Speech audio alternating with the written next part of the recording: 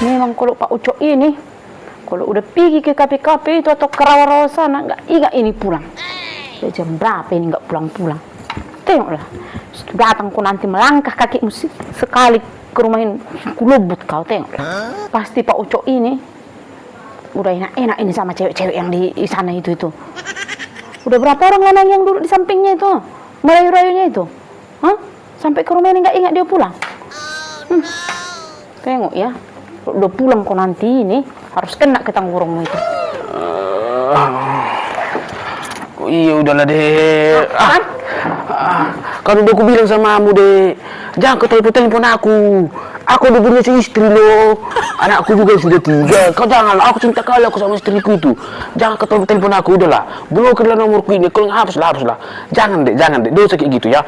Aku udah punya istri, udah berkeluarga aku ya. Ya.